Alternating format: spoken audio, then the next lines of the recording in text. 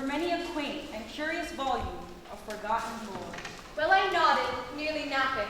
Suddenly there came a tapping, as of someone gently rapping at my chamber door.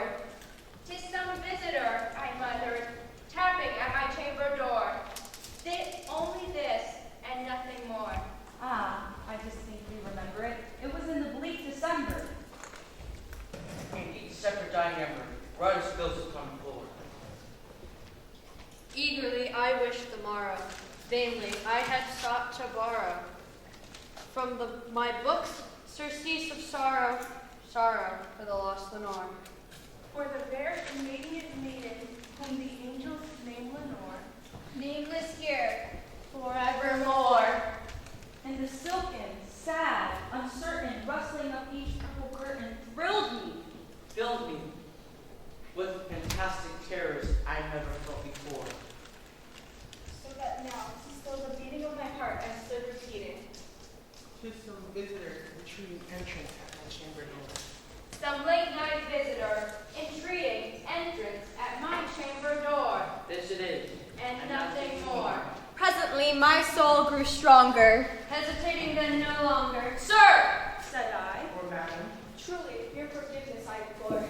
But the fact is I was napping, and so gently you came rapping, And so faintly you came tapping, Tapping at my chamber door. that I scarce was sure I heard you. here I opened wide the door. Darkness there and nothing more. Deep into that darkness peering, long I stood there, wondering, fearing, Doubting, Dreaming dreams no mortals ever dared to dream before. But the silence was unbroken, and the stillness gave no token, and the only word there spoken was the whispered word. Lenore, This I whispered, as echo murmured back the word. Lenore, merely this and nothing more. Back into the chamber turning, all my soul within me burning. Soon again I heard a tapping, somewhat louder than before. "Surely," said I, "'tis the wind and nothing more." Open here I flung the shutter, when with many a flirt and flutter, in there stepped a stately raven. And he perched above my chamber door. Just above my chamber door. perched, And sat. and nothing more. Then this ebony bird beguiling my sad fancy into smiling by the grave and stern decorum of the countenance it wore. Ghastly, grim and ancient raven thou, I said, art sure no craven. Tell me what thy lordly name is on the night's Plutonian shore. Quoth the raven, Nevermore. nothing further than he uttered, not a feather than he fluttered. till I scarcely more than muttered. Other friends have flown before. On the morrow he will leave me, as my hopes have flown before. Then the bird said, Nevermore. Startled at the stillness, broken by reply so aptly spoken. Doubtless, Said I, what it utters is its only stock and store. straight I wheeled a cushioned seat in front of the bird above my door. Then upon the velvet sinking, I betook myself to linking fancy unto fancy, thinking what this ominous bird of yore, what this grim, ungainly, ghastly, gone. An ominous word of yore. Meant in croaking. Nevermore. This and more I sat divining with my head at ease reclining, on the cushion's velvet lining that the lamplight gloated o'er. But whose velvet violet lining with the lamplight gloating o'er she shall press. Ah, nevermore. Wretch! I cried, My God had sent thee as a respite from my memories of Lenore. As a guiding spirit who will teach me to forget the lost Lenore. quoth the raven. Nevermore. Prophet, I said, thing of evil, prophet still. is bird or devil. Tempter sent thee, or whether tempest tossed thee here ashore at this home. By horror haunted. tell me truly, I implore. Is there, Is there? Balm in Gilead. Tell me, I implore. quoth the raven, Nevermore. Thing of evil! Tell this soul with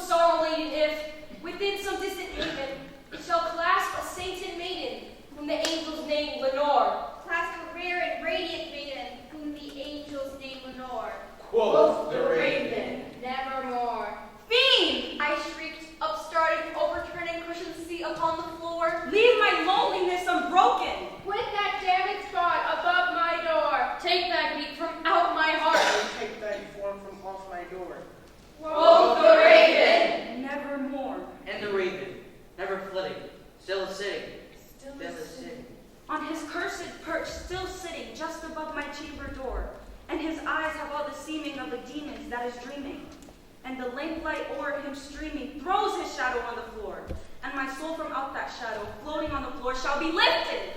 Nevermore.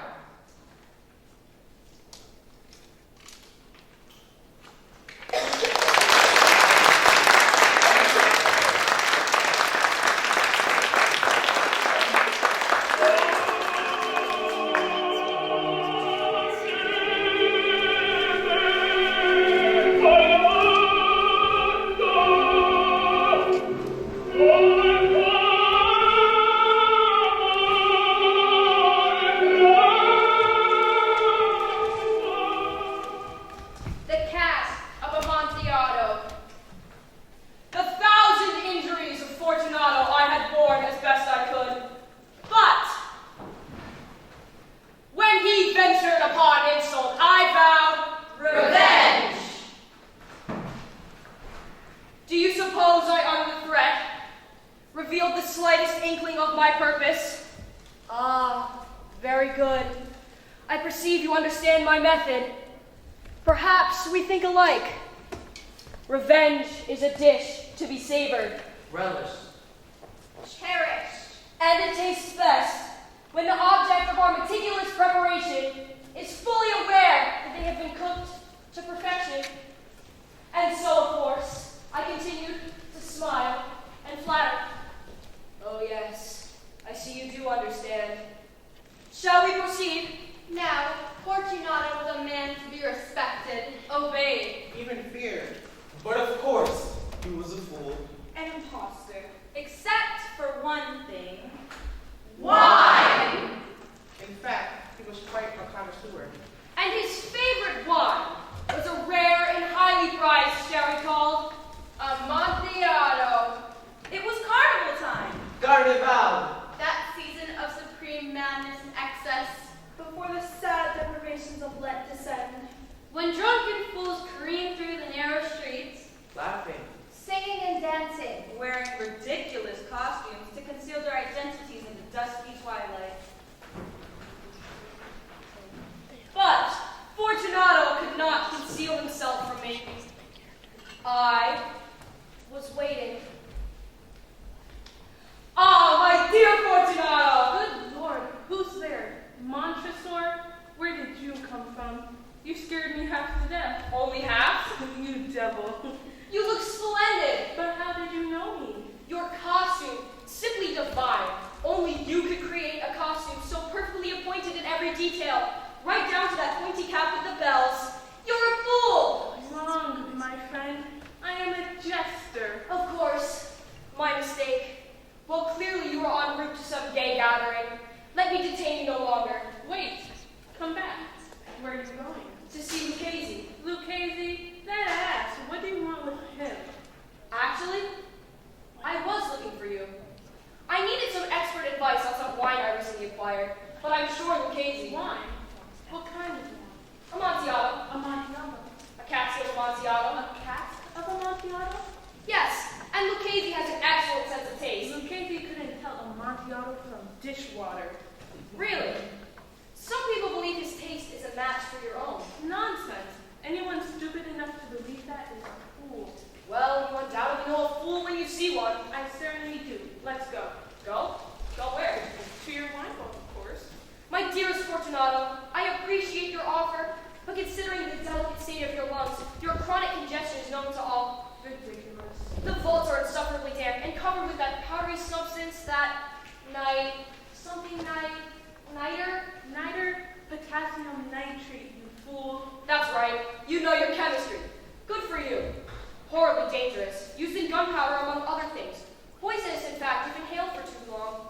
I shall simply die of guilt if something happens to you. And I shall simply die from impatience if you don't take me to that Amontillado right now. Well, if you insist. I do. the Montresors family wine vaults were in the catacombs under their palazzo. Here the Montresors have been buried for years, their bones intermingled in a grotesque display of familial devotion. Repulsive. And wonderful. I grabbed 2 flambeaux from the sconce. And we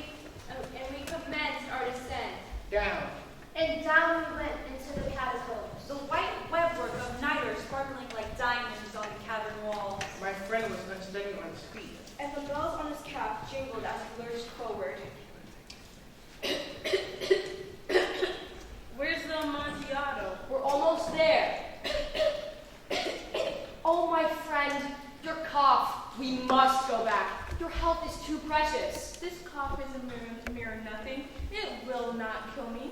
I shall not die of a cough. True, true. Allow me to give you some wine to fortify you until we reach the Amontillado. A simple red wine. But enough to sustain his inebriation until we reached the location I had prepared. For my ultimate revenge. This wine is mediocre. When will we reach the Amontillado? Soon. The Montresors are a great and numerous family. These vaults are extensive. Certainly, the Montresors are a numerous and great family. Numerous, perhaps, but great, I think not. Your meaning, my friend? You come from peasant stock. How can you possibly be great? You have no coat of arms. Oh, but we do. A huge foot that crushes a serpent whose fangs attempt to embed in the heel. Sounds ludicrous. And the motto? Nemo me impune necessit. What does that mean? No one attacks me and gets away with it. Well, good luck with that. Where the hell is this Amontillado? I'm getting tired of this. Your Amontillado awaits you. Just lower your head and step into this alcove. Well done, my friend. Now, let me wrap these chains around your waist. Why? Because they will help to steady you. You have had a bit too much to drink. And you wouldn't want to spill one drop of that Amontillado, would you? Of course you wouldn't. And as the fool dozed in his drunken stupor, aided by the ever-intoxicating fumes of the potassium nitrate, I commenced the next stage of my revenge. I had hidden a trowel and a bucket of plaster among the welcoming remains of my ancestors. Bones can be so accommodating. Don't you agree?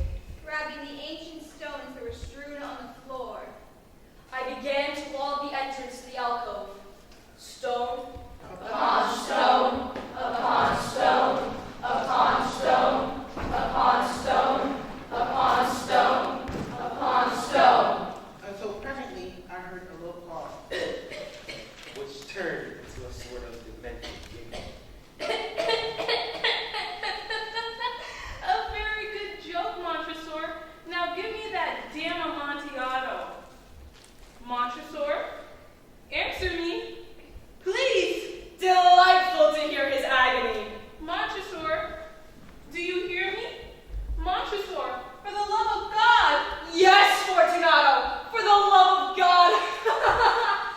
And then all I heard was a high-pitched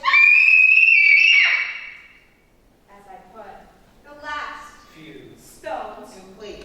Then, A whimper or two. as I erected a beautiful blockade of my ancestors' bones in front of the alcove. And finally, Silence! And since that moment, nearly half a century those bones have remained undisturbed. Resciscat in pace. Rest in peace.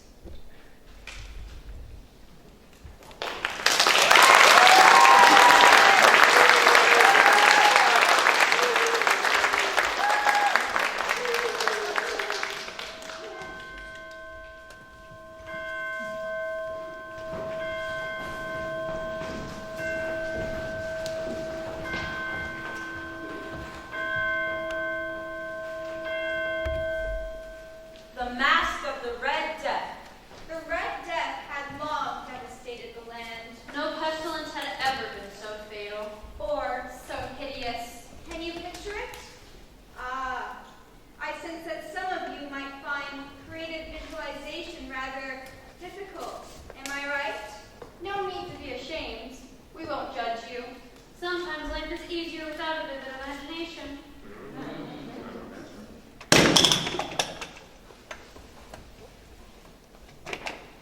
We're here to help you. All you need to do is close your eyes. Well done, those of you who did it. Now, think about blood.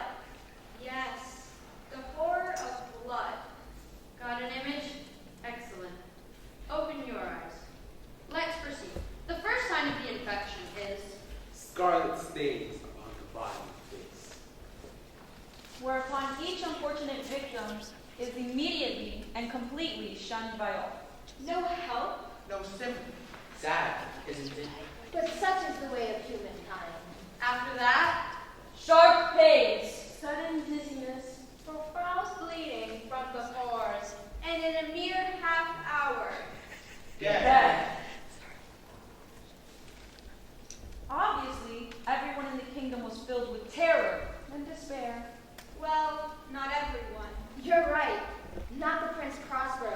He was daring, discerning, and definitely Dumb as a doornail.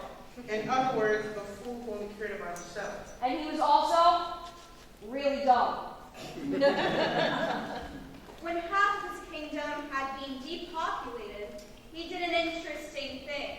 He summons 1,000 of his closest, most entertaining, and most flattering friends, all from the wealthiest and most affluent level of society, to retire with him into a deep seclusion within an abbey inside the castle walls. This abbey was a magnificent structure. Designed by the prince himself to fit his eccentric taste. A strong and lofty wall was built around the abbey. And the wall had a gate of iron. And that iron gate was bolted with rivets of steel. And, of course, all the windows were draped with heavy curtains to spare his friends any unpleasant reminder of what lay beyond that iron wall. The abbey was provisioned with every possible culinary delight one could imagine. Vegetables and fruits, fish and fowl, meats and more. Baked goods, delicious desserts, fragrant wines of all kinds. Including a rare and highly prized sherry called Amontillado. I see you've heard of it. But that's not all. Prospero knew that man does not live by bread alone. What's life without entertainment. So, he provided the best. Musicians and clowns. Dancers and poets. Singers. And even actors. Finally, of course, you run in security. Those inside the walls looked forward to Food. Fun. safety. And those outside the walls looked forward to. Death. And so, time marched on. But after 6 months of this never-ending life of ease, Prospero was beginning to get bored. So, he summons his chief political analyst. Oh, that's us.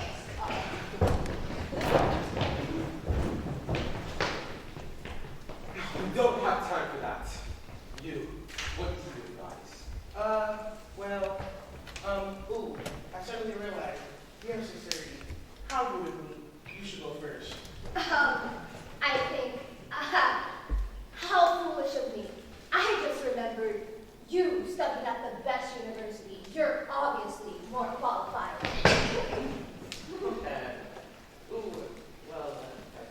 That may be true.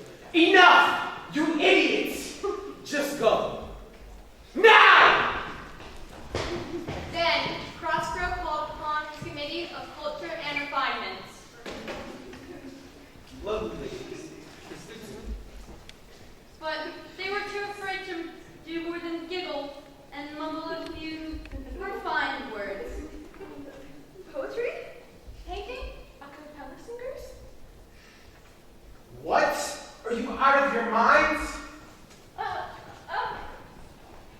Perhaps in the interpretive dance? Leave! Quickly!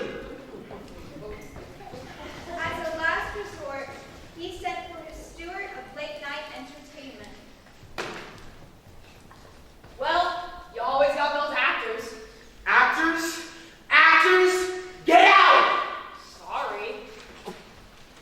In frustration and despair, the prince strode out of the chamber into the great hall. Whereupon his eye caught a young child playing catch with an orange. How dare you treat food? How dare you treat fruit in such a disgraceful manner? The innocent child responded in a fashion little known within Prospero's walls. They simply told the truth. You're silly, Your Highness. This isn't food. It's a ball. Here, catch. At which point, Prospero had an epiphany. That's it! The child's a genius. A ball. That's what I need. A masked ball. And this is how the mask As it is also known, came into being. no ball had ever been so voluptuous. There were 7 rooms, all situated in a labyrinth of twists and turns. And each room was decorated in a different color. The first room was all in blue. Then, Purple. Green. Orange. White. Violet. And finally, black. In accordance with the prince's artistic vision, the windows in each room were draped in corresponding color. except for the window in the 7th room, which was draped in deep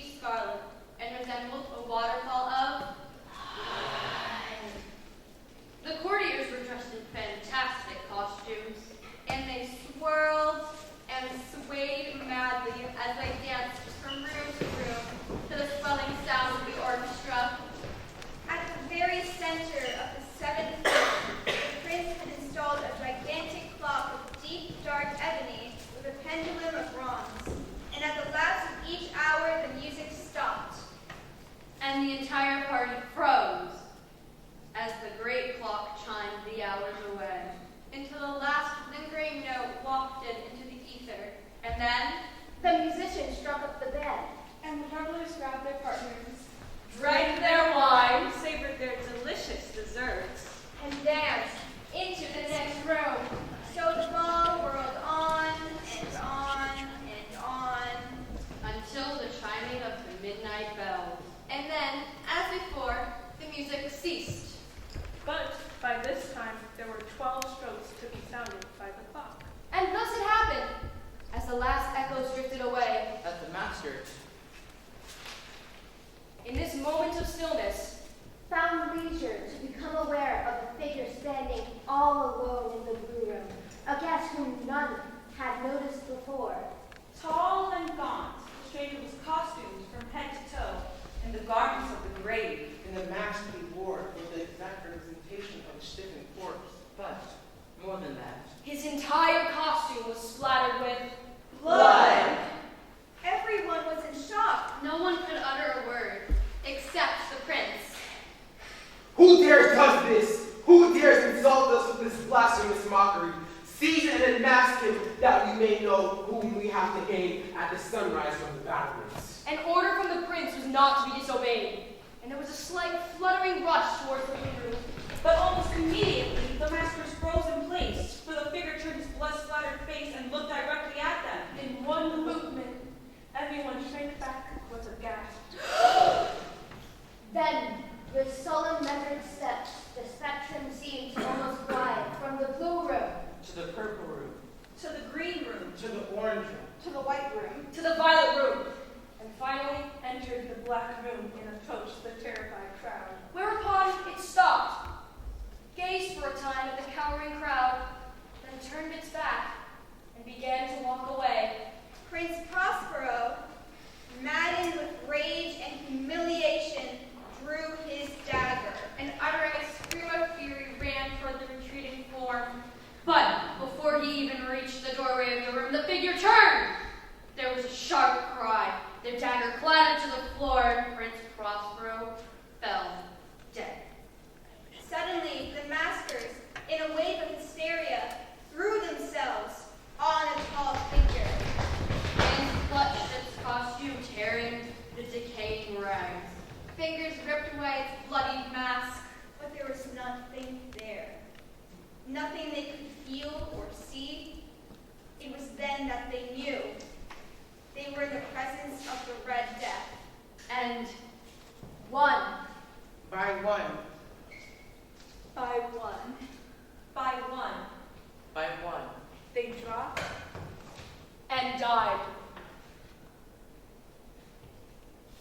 the Red Death had come like a thief in the night, and the light of the ebony clock went out.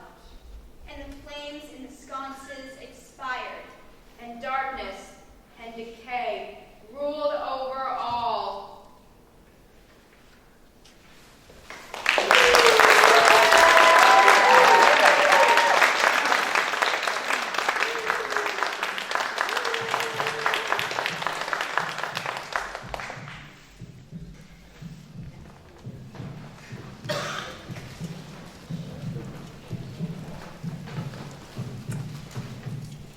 True. Nervous, dreadfully nervous, I have been. and am. but why do you continue to say I'm mad? My senses have been sharpened. Not destroyed.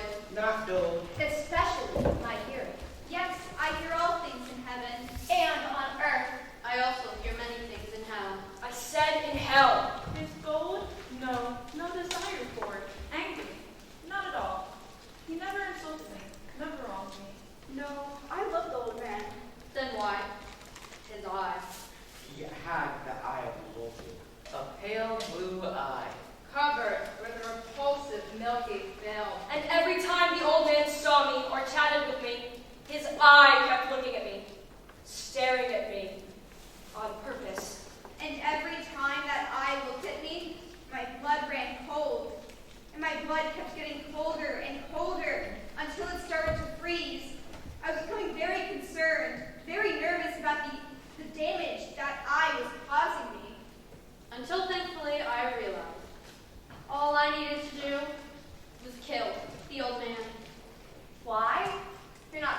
way, are you? To stop the eye, of course. Yes, yes, I know you think I'm mad, but madmen don't act rationally, now do they? Well, you should have seen me. You should have seen how rational I was, how wisely, with what caution, what foresight, what dissimulation I did my work. I was never kinder to the old man than I was the week before I killed him. And every night, about midnight, I grasped the handle of his door. And gently, oh so gently, I lifted it. And opened the door. And when that opening was big enough for my head.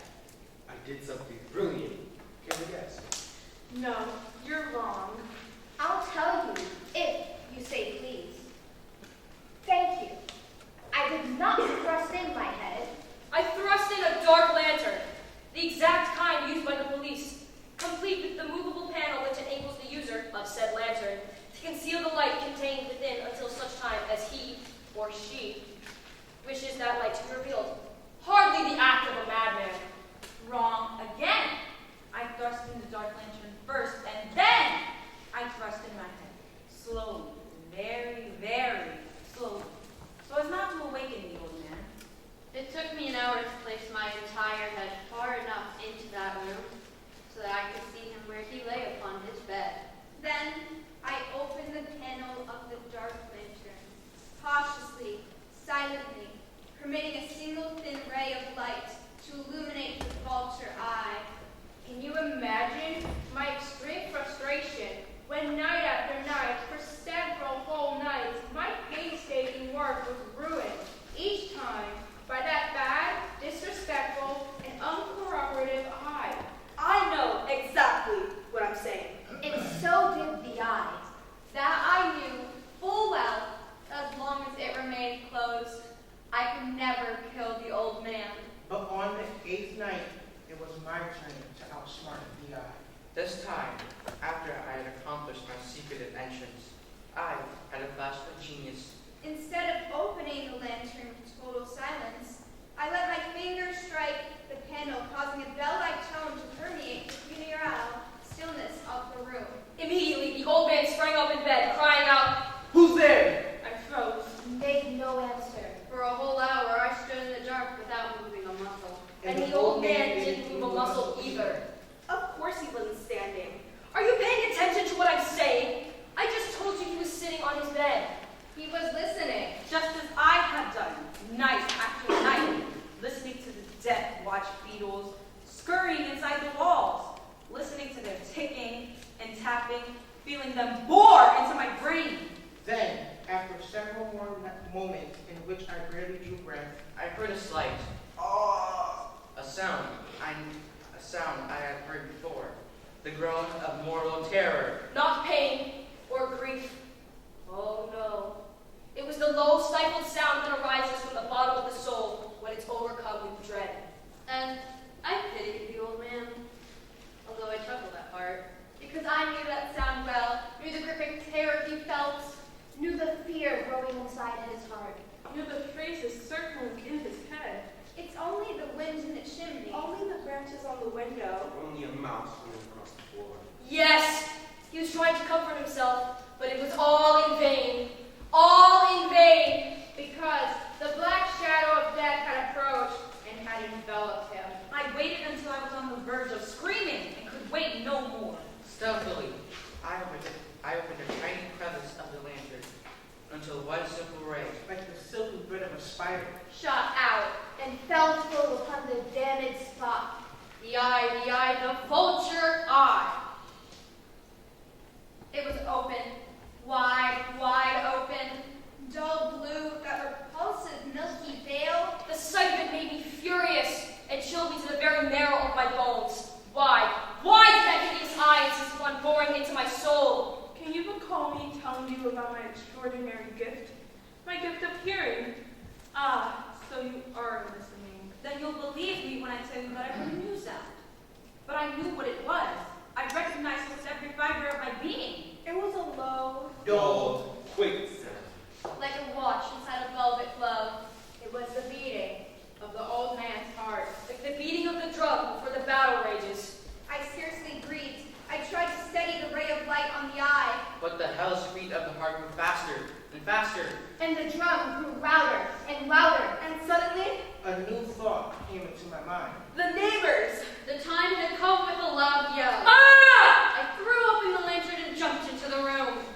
He shrieked once. Just once as I wrapped my hands around his skinny neck Then I pulled him to the floor, covered his mouth, and laid my body on top of his so that I could feel the life being crushed out of him. And gaze into that wretched eye until the light went out. but still for many minutes I could feel the beating heart as it grew weaker and weaker. And the sound became softer.